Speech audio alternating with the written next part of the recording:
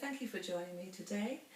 I've been asked today to review this coffee machine. It's the AEG Lavazza Modo Favola coffee machine, and I've been asked by AO.com to try this out.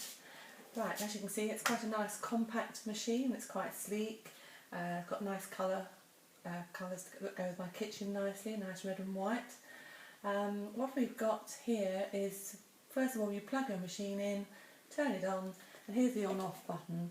And this is the water tray at the back, which you can either fill up with a jug, or it comes off, easily lifts up, and take it to the sink, put some water in, or you can fill it up with from your filter water if you want to. That just slots back in nicely. Got a little lid. Right, once that's in there, you have to heat your water up, so you're turned on at the plug. That's the on-off button.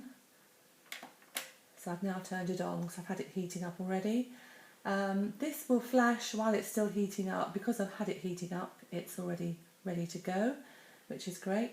So this is where you put your pods in. You lift this up and your pod slots in there. You can only use one pod per cup of coffee, but with the pack you get a welcome pack, and it's full of lovely different flavours for you to try. As you see, we've been trying those.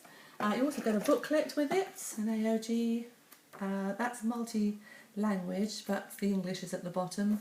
It's fairly self-explanatory, it's quite easy to use. You also get a little booklet which tells you all the flavours they do, so that's quite useful. Right, so also at the front here you've got the drip tray. You've got your spout, which goes up and down depending on what size. If you're using a mug, obviously you have it up. If it's down, use a cup. Now, to take what happens is when you've used a pod, if you lift that up, it drops the pod into a little bin behind. So it takes about 12, and then when you want to empty it, you just pull this out. It's very easy. There's your old pod. You can throw those away, and it goes back in easily. Right, so I'll keep it like that. So you put your cup underneath, well, the water's ready to go. Just got to put our pod in. It can only go in one way, it's self-explanatory, facing the back, so that will go in. Down we go. And hopefully, there we go.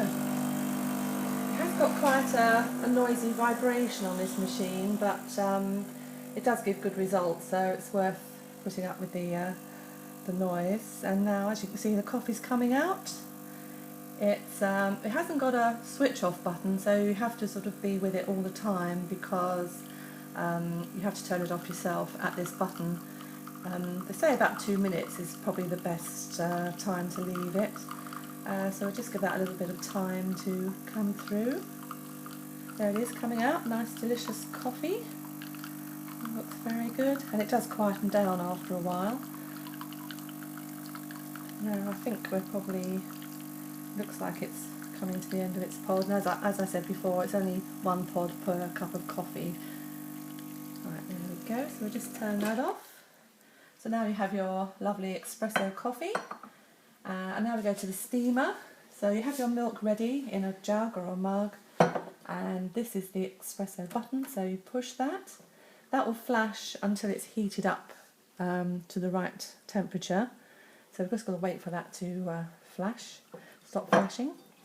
At the side here, you've got the frother. So once that's got to the required temperature, then you just turn this down to there, which I'll show you in a minute when it stops flashing. There we go.